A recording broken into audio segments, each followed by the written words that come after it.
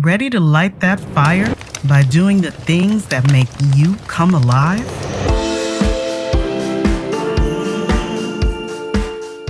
Welcome to Health Raisers, a podcast for wise women. I'm your host, Dr. Nadine. I left a soul-crushing medical career full of bad news and evolved into a joyful health integration coach, helping hundreds of women find their healthy.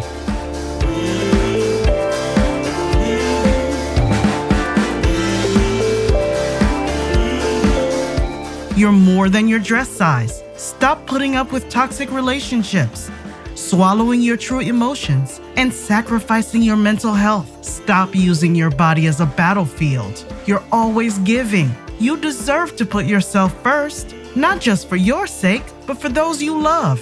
Wise women, let's make ourselves a priority right now. It's time to raise some health together.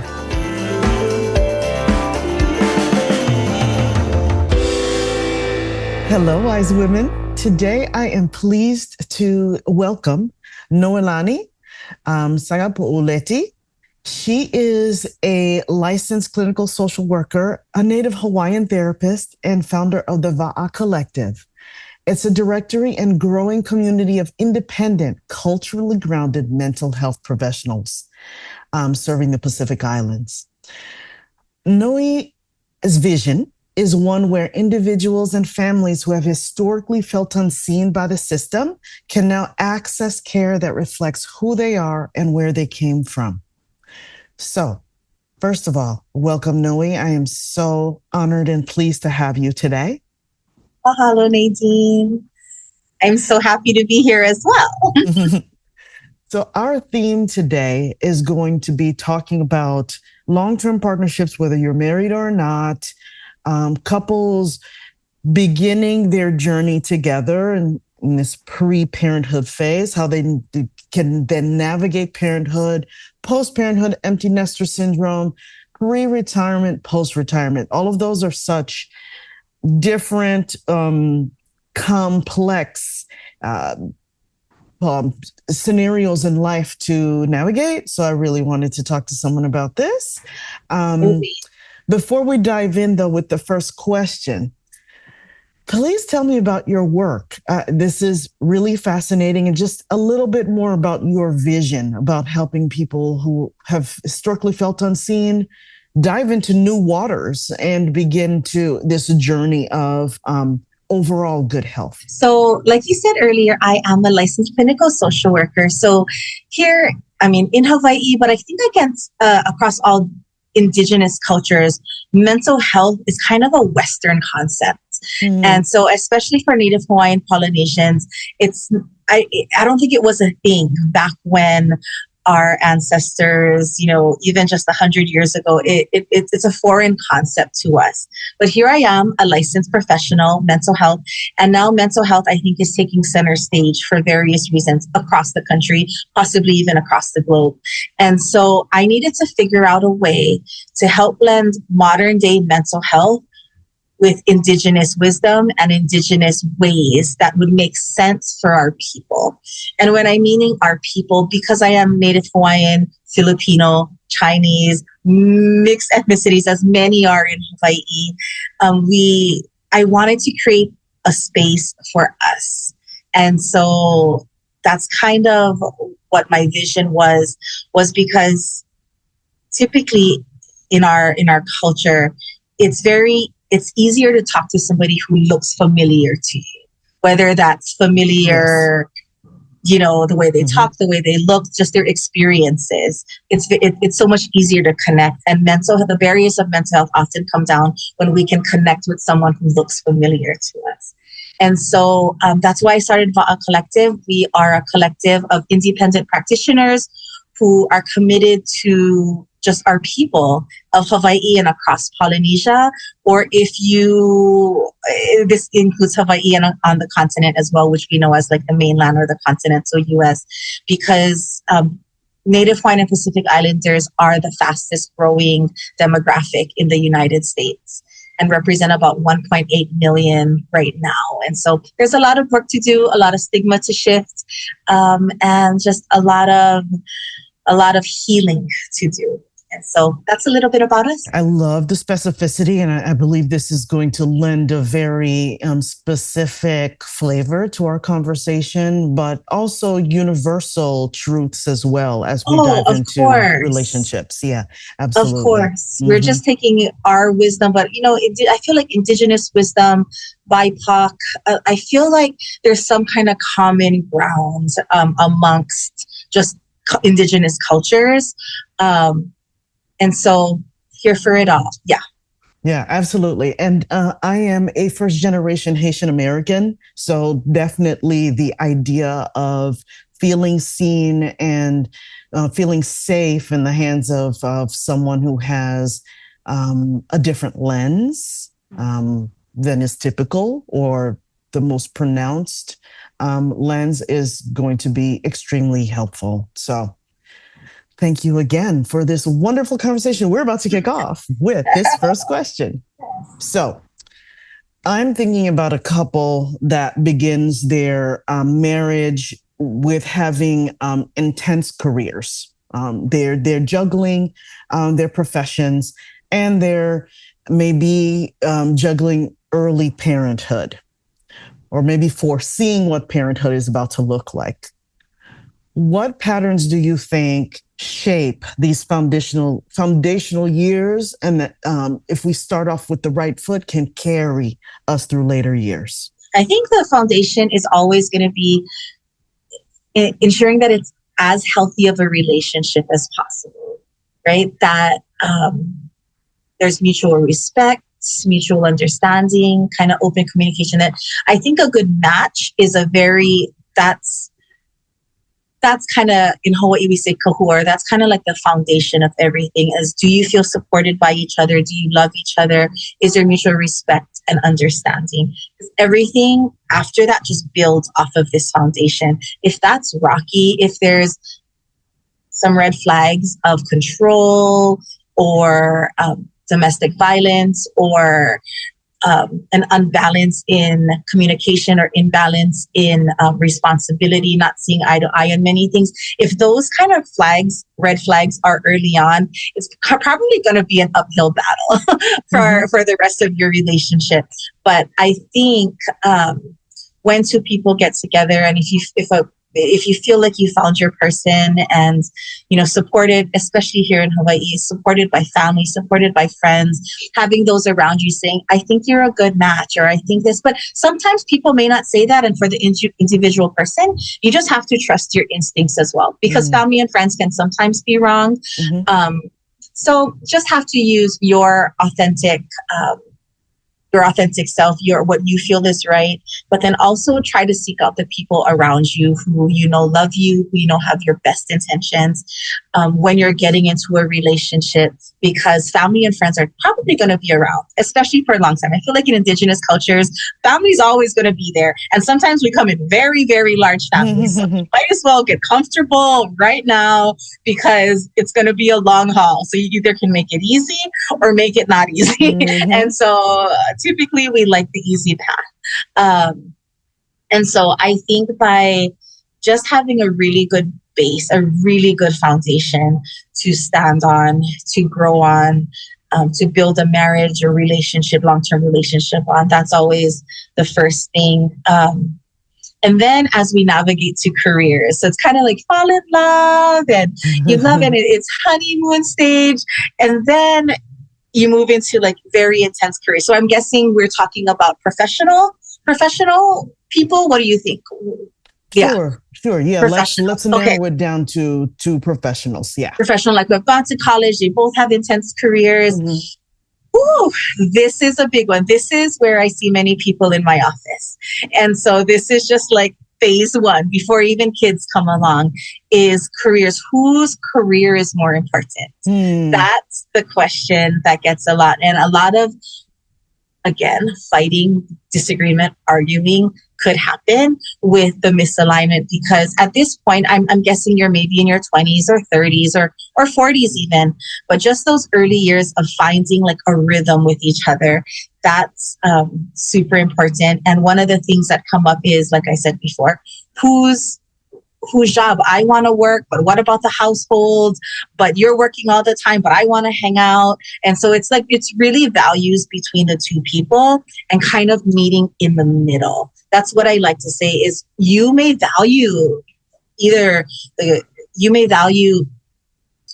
working really hard. You were taught to be a provider and to provide everything, whether male, female, female, female, male, male, whatever. Your value is you were taught to work hard and you're going to work all hours of the day.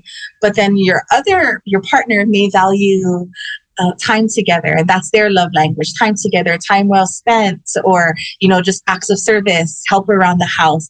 And when the values kind of misalign, that's where mental health or just therapy or counseling or relationship coaching could be very beneficial to get the two parties on the same page. Because at the end of the day, I like to tell my couples, you're on the same team. You can't, it's teamwork. You're on the same team. If you're going to undermine or try to, coerce someone or force someone into submission on your own team, it doesn't work. And typically, you're never going to win. You both are trying to win. And so finding a happy medium, and again, it takes both parties to be agreeable and to really, I guess, go back to foundational things of loving, respecting, understanding each other. Bringing you Health Raisers is possible because of these incredible sponsors.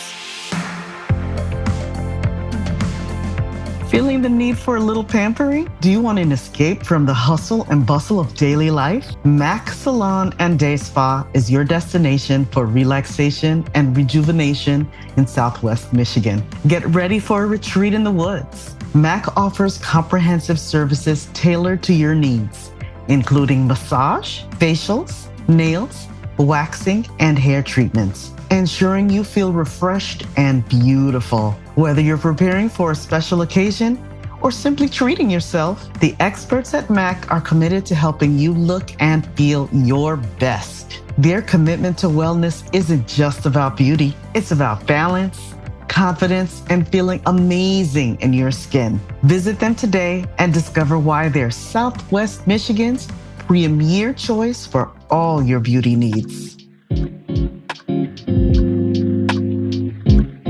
Looking for some time away from the chaos of everyday life? Step into the beauty of Fernwood Botanical Garden, where nature, peace, and renewal come together. Nestled along the scenic St. Joseph River Valley, in between Niles and Buchanan, Fernwood's 105 acres of lush gardens, quiet trails, and serene woodlands offer a sanctuary for replenishing your soul. Wander through vibrant landscapes, listen to the melodies of birds, and connect with nature at your own pace. Indoors, you'll find an inspiring art gallery, a lush fern conservatory, and a welcoming cafe, perfect for reflection and relaxation. At Fernwood, there's always something to discover, from engaging classes and special events to charming, verdant venues for your own gatherings. It's more than a destination, it's a feeling, a place to breathe, learn, and grow. Plan your visit today. Explore, discover, connect.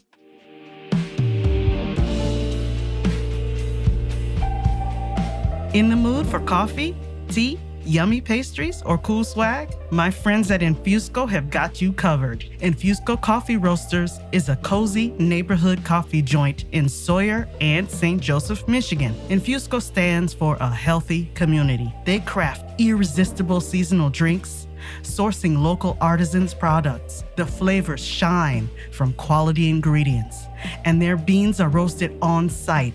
They do not hide behind tons of sugar. Every time I go, I'm greeted by my name with a smile. Bad service is just non-existent. It feels like stepping into a friend's living room. They keep it personal. Old school, eclectic coffee mugs on the wall, fun merch, including stickers designed by artists, t-shirts, and sweatshirts. It's the perfect place to get to know your neighbors and chat with tourists. You will always find people deep in conversation. Special events keep it fresh. Community, health, the heart of Sawyer.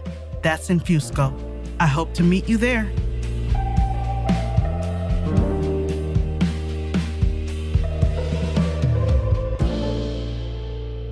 Okay.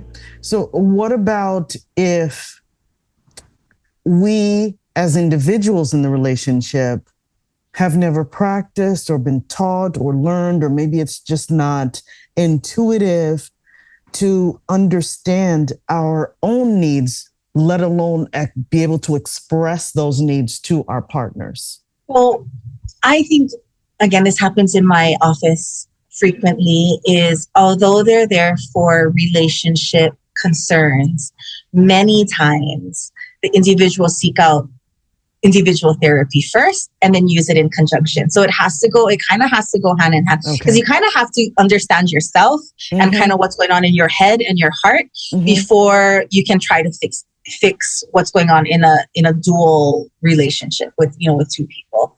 And so if you've never understood it, or say communication wasn't a big part in your family, say I love yous weren't a big part of your family, say, there were different roles of men and women in families, those all play a part. And when you're with a partner, it's beautiful, but it could be crazy beautiful, because it's almost like the colliding of two worlds. But the good thing is, if you have a good foundation, you're gonna try to make it work. And so I guess to answer your question is, go get healthy yourself first. If there's a problem, if there's a recurring theme of your partner saying you're always angry, or you're always working, or this or this or this, again, go to the people around you, see what they think. Is it accurate? Well, first check in with yourself. Is it accurate? Check in with other people, the trusted people around you. Is it accurate? And then as a third tier, if people are like, yeah, there's some things going on, the individual person may want to seek out therapy, just so that they can gain a better understanding of themselves. Yeah, because what I'm hearing you say is that if you don't understand that maybe the root cause of your own behavior, then it's really easy, it's really seductive to play the blame game. You're doing this to me, you're doing, without really doing the internal work to see, wait a minute, what am I contributing to this situation? Yeah. Of course. And again, like in communication, in healthy communication, blaming gets nowhere, accusing gets nowhere. That almost makes the other person put up defenses. It doesn't help communication by blaming, but by having assertive communication. That's another thing we talk about in therapy. There's aggressive communication, aggressive communication, passive aggressive communication, and then assertive communication. And what we're trying to get is to assertive is to communicate assertively, where we say what we need, but we still respect the others. If that makes sense. Okay. So let's go to, since we've kind of alluded to ancestors and families and elders a little bit. So a lot of us have grown up observing our own parents' relationship styles. Perhaps seeing deferential behavior where one partner gives in order to avoid conflict. So they never really learn from anyone what proper conflict resolution skills look like, or watching disagreements just get swept under the rug rather than truly resolved. So the first question in there would be, how can a couple realize or recognize that they are holding on to those old patterns unconsciously? I think if patterns of behavior are affecting your day-to-day relationship, that's when you're going to have a problem. Is if, like you said, lack of communication or being swept under the rug, if those are patterns of your family, those are patterns of your family, but it doesn't have to be your story. You're free to write your own narrative.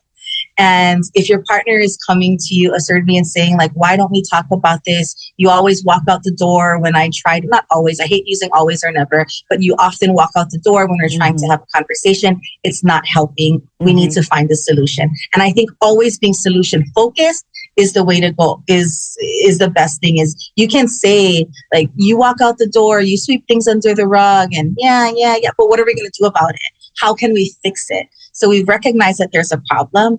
How do we fix it? How do we meet in the middle? what if the one of the partners is kind of stuck in trauma where it's even too frightening to go seek personal therapy in order to help the couple? And I think this is where the other person, let's hope one person is a little bit healthier and can encourage the other person, like, if, again, we're in this together, please get help. Like, that's the solution. And please get help. I'm not saying, like, go talk to somebody who you don't connect with. In mental health, therapists are not one size fits all. So making it just super easy for that person, like, please, like, just try it out. Like, do you want a male? Do you want a female? Do you want to do telehealth? Do you not want to do telehealth? Like, any way to bridge that connection would be so helpful. But also starting to destigmatize mental health is going to be huge. Oftentimes people don't want to go or are reluctant to go because, they're going to think I'm crazy. They're going to think I have problems, right? They're going to think that this about me, or only weak people go to therapy. It's a white person thing. I don't even know what that is. I'm just going to go outside and work, or I'm just going to ignore you and yell at you, but then you'll forgive me later. Whatever dysfunctional pattern there is. I think that if it's to the point where it's make or break, I do see couples who, it's either get yourself well or it may not end well. Right? Okay. And I do think that,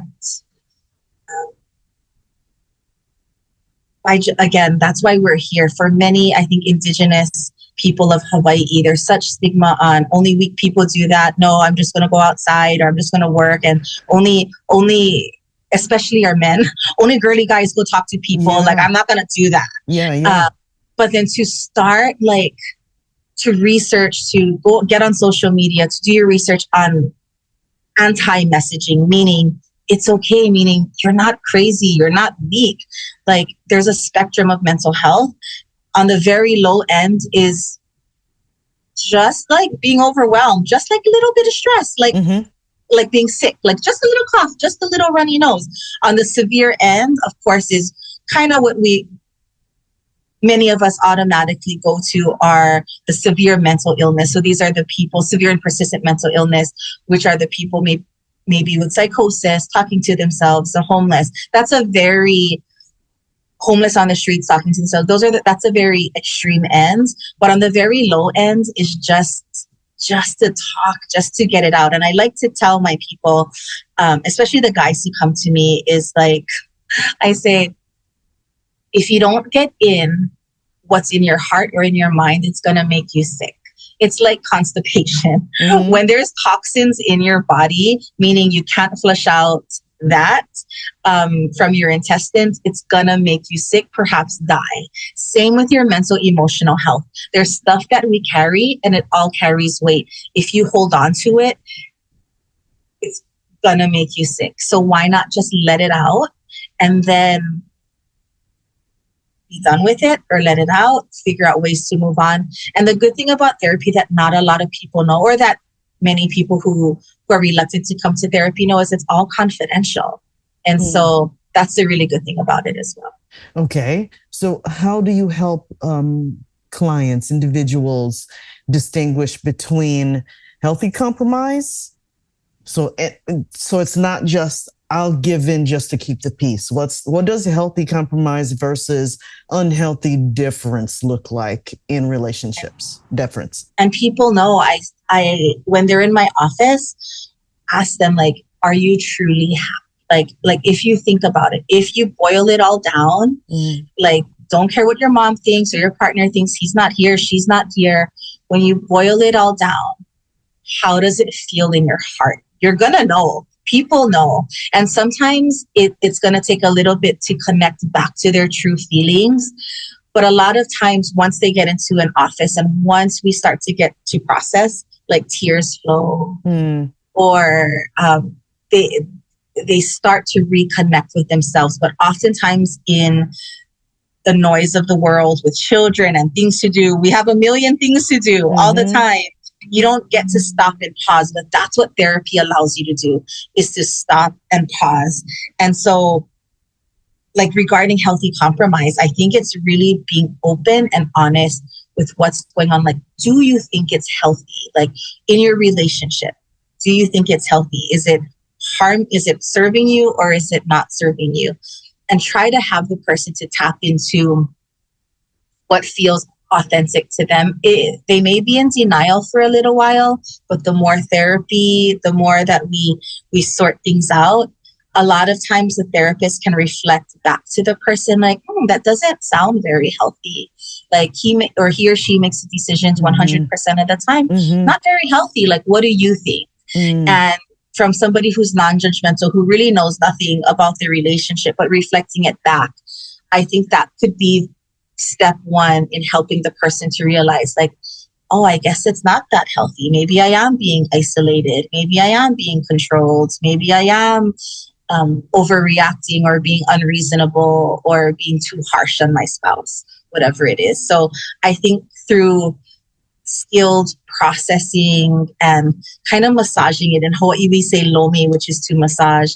Just as we massage like the inner workings of life, a lot of times it's gonna come out what's happening, the real happening. How do you help an individual in a relationship who may think they're operating through a lens of the relationship is more important, so the couple, the unit is more important than me as an individual? Does that make sense? Yeah, I think that's up to, for a time being, I always say for a time being, you're going to have to give 90% when the other person can only give 10%. You're going to at some point be only able to give 10% when the other person gives 90%. So okay. I do think that there is it's not always going to be 50-50. And I think we have to recognize that. It's not always going to be, it's going to be 90-10, it's going to be 70-30, whatever. But it has to be more good, or it has to be more good than it is bad. Meaning, like, at the end of the day, I like to say, is it 80% good? If it's 80% good, we're good. If 80-20 is a good, like 80%, we're good, we're on the same page, and 20%, it's kind of out of balance, but we got it, we're good, we can figure it out. If it's way out of balance, meaning, what were you saying? Meaning like, they value the relationship over their own happiness. Then we have, if you're unhappy more than 20% of the time, that's a red flag. We're going to have to talk and decipher it. But 20%, it's like, yeah, you're not going to get everything you want. Relationships have its ups and downs. But when it starts to get over that 20%, let's talk about how we can even out the balances more. So let's tie it back to a couple of things that we've already talked about. So you have a family, so you have your partner and you have children. And especially in the earlier foundational years, kids are small, there's school, there are all these things to navigate, plus you're both working. And you also carry the examples from your parents, and there's nothing wrong with, a good work ethic. But so then when you put all of that together, it feels like I'm supposed to be sacrificing everything for this family. So I don't really maybe even pay attention. Like, I'm supposed to be uncomfortable. This is supposed to be hard. So then that becomes your narrative, and you never really give yourself the space or the opportunity to ask yourself, am I happy?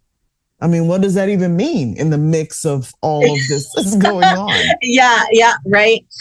And that's why I say, like, especially for women, to carve out time for yourselves to really, take a step back, because you're right. When you're in those early years, I'm actually in it right now. My kids are 6 and 10, and there is 1,000 million things flying. But again, like I said, always goes back to a good foundation. Do you love each other? Do you respect each other? Do you want to be with each other? And if the answer is like, yes, I want to be with him. Yes, I love him. Yes, I love her. Yes, I love. whatever it is, then you're going to find a way to work it out. Because I think let's normalize it being hard. It is going to be hard. It's not going to be peaches and cream all the time. However, you can find a way to make it feel good. You can make it make sense. And it's just going to take little tweaks. It's going to take people being honest with their feelings and what they need in the relationship. I need more time to decompress. I need you to be at home more. I need you to help out with the kids more. I need you to watch them while I go and just take care of myself for a little bit.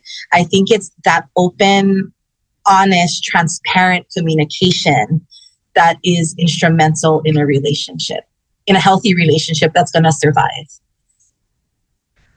And I know this is not, you can't be prescriptive. People are different, but do you think there's an advantage? Like I'm noticing, it's not just my noticing, it's the truth. I don't know the statistics, but people in this day and age are waiting longer to get married. What I see, the advantage I see in that is that you spend more time alone, you spend more time with friends, and you get to know yourself better before you enter a long-term relationship.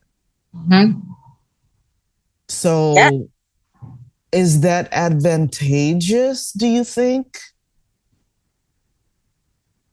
I don't know the statistics, but I would say yes, it is very advantageous because, like, for all the things you said, you're okay. Like, I feel, and this is like biological too, like a person's brain doesn't fully develop until the age of 26. Like your rationality, the prefrontal cortex doesn't fully develop until. So if you're getting married before that, your brain isn't fully developed. You're not making rational decisions. Although there's huge successes. There's many successes with persons who get married, early on. I think, however, typically speaking, that it could present more of a challenge because you're still figuring out yourself in your 20s. And I think if anybody just searches, even ChatGPT, what are 20s for? 20s are typically for curiosity, for going out, for doing all the things. And that's like the milestone. Like I like to say to my patients is when you're a baby, like when you're 1 year, you should be walking. When you're 2 years, you should have 50 words. When you're 3 years, you should be feeding yourself with a fork. Well, when you're 20 years old, this is kind of the normal thing to do, is to be going out, to be exploring, to be kind of carefree, kind of to be living your best life, building your career. That's what 20s are for. Now, if you throw in a baby into it, if you feel like for whatever reason needed to get married, age appropriately, it's a little mismatched. And so it's going to be a little bit harder. In your 30s, I feel like you're a lot more stable. Your career is off. You're financially stable. You're more emotionally stable. Probably housing stable as well. You've got it going on. 30s, that's why they say it's such a great time. You're young enough to do all the things, but you still have some wisdom behind you. So I feel like people are waiting to their 30s, maybe even their 40s to get married. I feel like that's personally a good thing because you know yourself, you know what you bring, and you know what you can bring to the relationship, and you know what is expected from the other person. Typically now from a relationship, you know your worth, you know your value, you know what you have to offer, but you know what to expect as well. And so it just makes it easier. But then again, there's always cons to that. Is typically if we get married later, we probably have children later, which means we're, fighting our biological clock, and we're probably more tired, or we're more maybe set in our ways. We don't bounce back. And so it's pros and cons for everything. But I do have to say, relationships that start later on, typically, I feel is set up better only because each individual person probably knows themselves a lot better. Okay. So let's talk about evolving boundaries and self-discovery. So like defining boundaries specifically. How do you counsel couples to approach redefining boundaries as they begin learning more. Because even if you enter the relationship late, like you're saying, or not, everyone still changes in a relationship over time, and you're learning more about yourself no matter what through your different life stages. So how do you help couples in that redefining boundaries as they evolve together? Boundaries. So what you're saying, can you like give me an example of like a boundary? Like, are we talking like household duties, parenting duties now, work? So we're talking about in like a more aged, established relationship. Okay, so you've been parents for a while, say, and so you didn't have the luxury of time or thinking about yourself when you were dealing with, I got to go to work. This has to get done. This has to get, I've got to run the kids here. And now that's lessening. The kids are maybe have some autonomy. Okay. Like they're driving themselves to things. So you have a little bit more time. Yes. And so now you feel like I have a little bit more breathing room, and maybe I would like more help with something. So no, here's another one. I've been craving alone time, but I never really had it.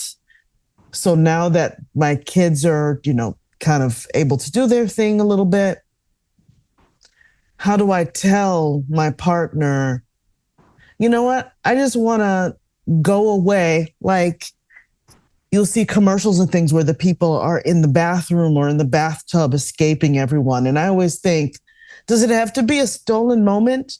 And does it have to be just like a little bit of time? What if you need more? What if I need an entire afternoon where I don't have to worry about anything or anyone? That might be a new concept for the couple to navigate, and maybe it's a big deal for the other person. So something like that. I think every couple. So if when your kids are aging out, you're on your way to becoming empty nesters. This is also like a junction point that is typically a hard transition. It's like a speed bump. It's like, and then you go over the speed bump and it's like harsh reality. What do we focus on now that we're not focusing on the kids? Or what do we focus on now that we're not being distracted by 100 million things? And so I like to say is you guys fell in love with each other even before the kids. Like now is your time to coast into the sunset. Now is your time to reconnect with each other. It's a shift in mindset because you've been so busy with everything else, changing diapers and activities and school and sports, and that now you have all of this time. It's really redefining what you want that era to look like. And it's different for everybody. Like you were saying, some people are like, I did my time. I'm going to go out with my girls, or I'm just going to go on like solo trip by myself, or I'm going to, take up hula classes or drawing classes. I have all this time. I kind of want to do me. You can do that. Just don't forget to circle back in with your partner. Like that's the important thing, is it could go very sideways if you find your own independent activities that you like to do. Just make sure to keep circling back around to keep it healthy, and make sure that both parties are getting their needs met. I get that you want to go surfing all the time, but instead of going every day, can you go like 3-4 times a week? And can we go watch a movie the other times a week? So it's going to, again, meet in the middle. It doesn't have to be all or nothing, one way, my way, or the highway. Again, back to the foundation of being respectful of each other and being understanding of each other and mutually meeting each other's needs. And so that's what I like to say when I get couples aged like 50s, 60s in my office. That's like the best time for me. I'm like, you guys sail into the sunset. Your kids are prospering. They have good jobs. Now's not the time to call it quits. I mean, I'm going to do everything I can to not make you call it quits. Like, it's going to look different. Just as a transition from no kids to kids, this is another transition. Yes. And it could be a bumpy one, but it's a different era. And how are we we can make it make sense. We can. And so I think that's also what I like to do with my couples in their 50s and 60s, just redefining. And sometimes they don't know. Like, I don't know. I've been so busy for the last 20 years or so. I don't know what to do with each other. Right. But just a little help in reconnecting them, in just making the transition to empty nest life a little bit and to recognize it. Yeah. What other challenges do you typically see for couples navigating the empty nest transition? I think it's what you just said, Nadine. I think it's like, what do we do? Like, do we just look at each other? Yeah. Like, I don't have a million things going on. Like, what literally do we do? And again, now that you have more time to feel, I see a lot of resentment actually come up in this time. Like, now that the kids are grown, like, I actually kind of hated you for like ever, but I couldn't say it, or I just didn't have time to think about it, or we were just too busy just trying to get on. So I do see like a lot more time for those themes to resurface. And it's hard because one party's probably like, I didn't even know, and the other party's like, yeah, like I'm just so, a lot of harboring of stuff just to make it through those parenthood years. And so, yeah, I think it's just, again, if it's like harboring resentment, all of those things, we have to deal with it now. But oftentimes I feel like people in this stage, they want to make it work. They didn't go through 35 years of marriage to end it like this, if you ask them. But I mean, some do. Some very well do. But I think we have to give it our earnest effort to try and make things work, if that's what they want. Like I said, I'm pro staying together. But there comes a point where if two people are just not meeting in the middle, then you cannot. That's the last resort. Let separation or divorce not be the first resort if it's a healthy relationship. If it's not a healthy relationship, obviously you got to get out sooner than later. But if it's a healthy relationship, let's try to keep it together. If both parties want to keep it together, but they're just having some difficulties, let's try our best to keep it together. So how do you know if it's a healthy relationship that's just struggling through a difficult transition? And how do you help the couple essentially reintroduce themselves to each other after taking all of that pressure off? I think how I know that it's not healthy is, again, in individual therapy, or if one party, or even both parties, they're just not agreeable. Whatever you say, whatever suggestions you make, go on date night, stop buying so many things, don't go surfing so much. If they're not agreeable and you're hitting a wall, like, it's like a tennis game. Both parties have to play. You hit the ball, the other person hits back. You hit the ball, it's a game of tennis. If you're hitting the ball and they just let it fall and they're like, I don't care, the game's going to be over very quickly. It takes two parties being like, here, this is what I have. This is okay. Let's keep on working until you actually have a game going, and then it becomes fun again. Okay, so you're looking for an investment. Both people are actually, they care. They want this, but they just may not know how to express themselves, or exactly. Or what issues are important, or if something is kind of like in the overall scheme of things, like you're just kind of making a big deal out of something that doesn't need to be, but because you don't recognize why you're making a big deal out of that thing, or maybe what I find sometimes is it's not I had a really great guest a while back say it's not necessarily like the dishes. So you're fighting about the dishes. It may not really be about the dish. It's not necessarily about the dishes themselves. What's really going on? And for you to really be able to take a step back and go, I feel like I'm being taken for granted. And so the dishes are an easy outlet. And so we just kind of focus on that, but we don't focus on the deeper, the root cause. It will take a seasoned, licensed professional counselor to help uncover all of those things. I don't think it's something that you're going to be like, well, actually it's about the dishes, but arguing about the dishes, but it's really about this thing. I feel like very seldom like a person could come to that conclusion themselves. They could, they just may not have the voice to say it, because that takes being vulnerable. Easier to fight about the dishes than what's going on in your heart, right? Easy to, especially if you shut down. The vulnerability factor, I feel, is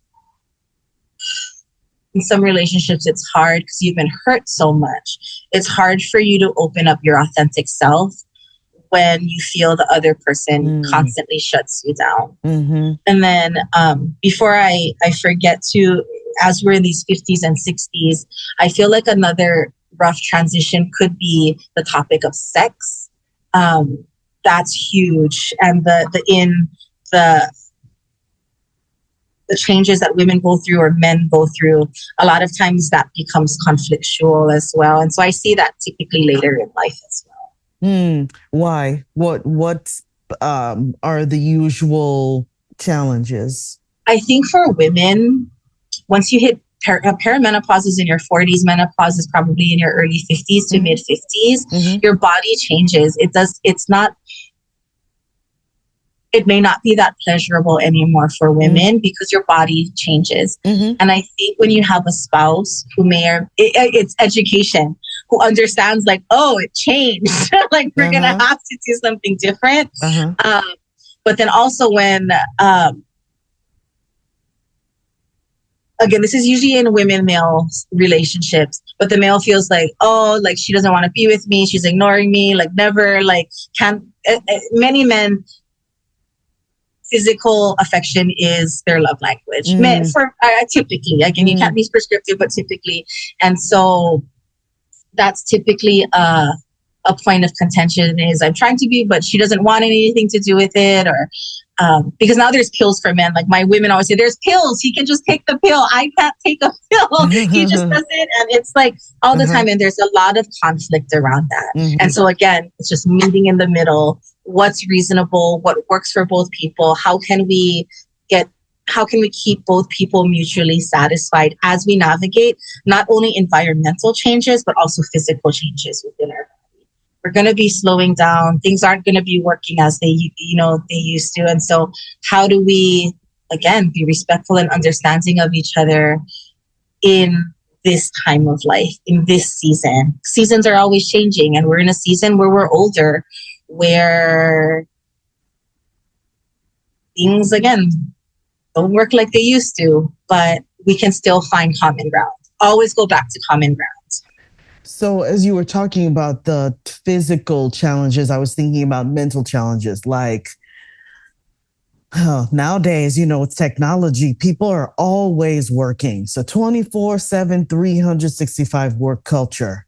And so it's hard. It can be very difficult to transition from work mode to relationship mode. Okay, so that's another reason why you might be struggling with intimacy or, quality time together. So how do you recommend communicating with a partner who struggles to unwind, whether it's that person's fault or not? I mean, if they're getting notifications, they're getting notifications. If there's an emergency, they need to deal with it. But it's frustrating for the other person because it's like, well, we're trying to do this thing together now, and off you go to go answer this call or whatever. And so that partner not only has that physical challenge of unplugging, away, putting the phone down, closing the laptop or whatever. But then it's not like you can automatically go, okay, I just had this really intense day. I dealt with all these emergencies. And then, okay, now I'll turn this off to be with this person. You know what I mean? So I think how do you counsel in those situations? I'm counseling somebody right now with that. And especially like as you progress in your career, this couple, a lot of one partner has to be gone a lot. They're flying because they're at that stage in their career where they're now managerial. They're flying to different islands, different states. And the partner feels very like unwanted or unloved, lonely. Yeah. And so what I counsel them to do is, again, mutual understanding. Let's problem solve. It's all problem solving. Can you go with the person? Will their job let you go? Can you just hang out in the hotel when they're gone? Will that help? If that's a no-go, can they delegate the job to somebody else? Can they ask so-and-so to go or so-and-so to go? So you, instead of 10 trips a year, you only have 5 trips a year. So really it's problem solving to make it work for both parties. The phone and the computer. Can you is it negotiable to turn off your phone after 8 p.m.? And here she's going to say, no, it's not. It's an emergency.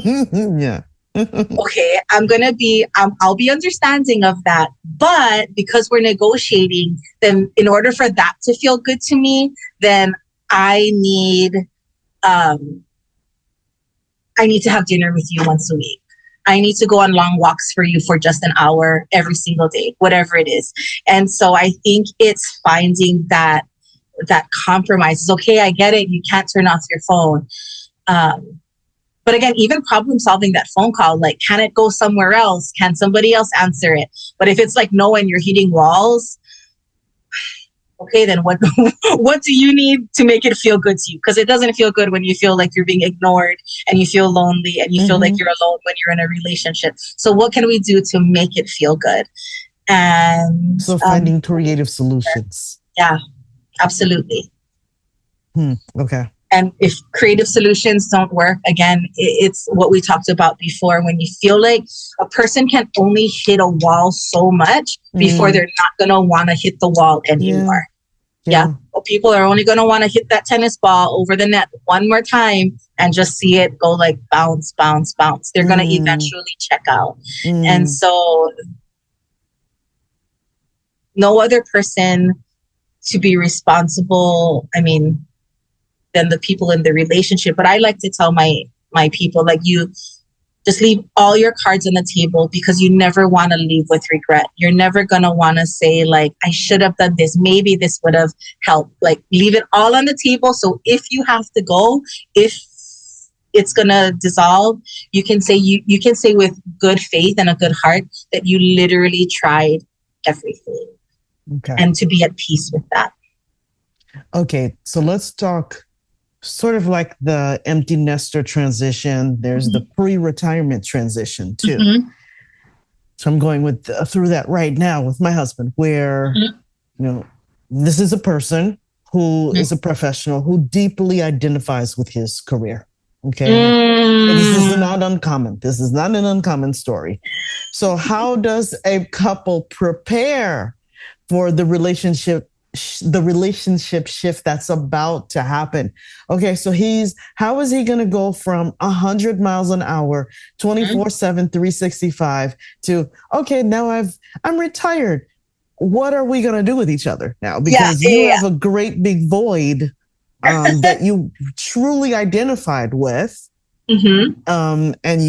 So how does one navigate? You can't go from 100 miles to 0. It's gonna cause whiplash. You're gonna fly through the windshield. You can't go from 100 to 0, and it's gradual steps down. And I do think, I don't know, some people, especially in like labor jobs, they get tired. So it naturally, like, oh, okay, maybe I only want to work 20 hours. So it's a natural step down. But I get how some people are so into their work. They just want to work and work and work and work. My question would be, is that okay with the partner? Is it okay with some people are like, yes, go to work. I'd rather be by myself. Like, leave me at home with my TV and my crocheting or my sewing machine or my girls. I am good. Go to work. So that's a really good point. What if you didn't really have a choice, because your husband is so busy, consumed by work? It's a thriving, he's really good at what he does. He's getting recognized for that. So he's getting more work. Okay. And helping so many people. So then you develop coping skills. Like, okay, so this needs to be done. So what am I going to do with myself now? Well, and so I start developing more of mine, discovering more of things I like. And then all of a sudden, what's going to happen when that work void is gone? And he's going to turn around and look at me. And I've been doing my own thing for a little while. Not because, because I like it, but Also because I kind of had to, if that makes sense. Yeah. Again, make sure to circle back around, make sure to circle back around, because it's healthy to have your own lives. It's healthy to work. It's healthy to have your own activities, both sides. It's very healthy. Don't forget to circle back around to touch bases with each other. That's where people get lost, is they find their independent jams and then they forget about the other person. They forget about date nights. They forget about kissing each other before they go to sleep. They forget about maybe just having coffee in the morning together. So don't forget to carve in those times where it's just you and your partner to reconnect. Even if it's like a cup of coffee. So it doesn't have to be a big deal. It doesn't have to be a big production. If that works for the person, it doesn't. But if the person is saying, I could do coffee for 3 months, but every 3 months or so, I need a good me and you time together. Okay. And that person, hopefully they can rearrange their schedule if they work that so hard and are so valuable to their company. Surely you can take 3 days off. And if they're not letting you take 3 days off, then we have a problem. That is not the company for you. Sorry, because at that point, you're choosing your work over your family or me, right? And that's a choice each person would have to make. Okay.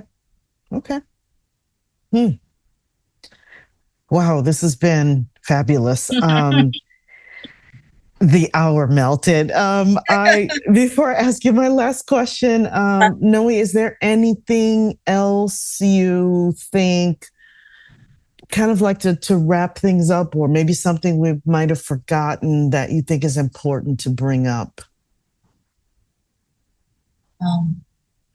I think it's important to really value your partner, because I'm not sure if it's just a me thing or a person of faith thing, but we're always taught, and in any family it could be different, but we're always taught a relationship with God, a higher power, something, then your spouse, then your kids, and go in that order. And so I think it's healthy let's normalize valuing your partner or over kids, over your work, over everything. Because once you're, especially in marriage or very long-term relationships, there's something special there. And so value the person and do your best to keep it together, because once the relationship dissolves, a lot of times it trickles down to the kids, and sometimes it's a good break. Sometimes it's a needed break, but oftentimes it's not. And so, just value your partner a lot. What is your personal definition of what it means to be healthy? Ooh, good question. Being healthy is everything. Being healthy is not just mental health, it's physical health. I need to get better at that. It's emotional health, mental health, social health.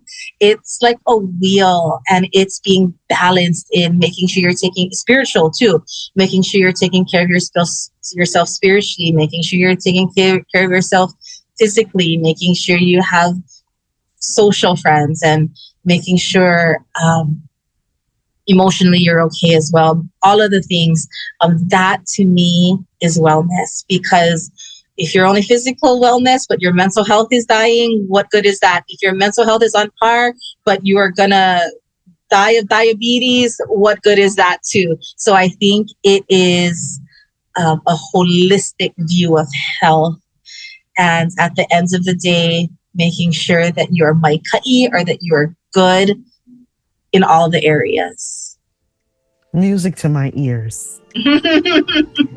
Thank you so very much for being here. It's been a pleasure. Yes, Nadine, you're a gem. Thank you so much for having me.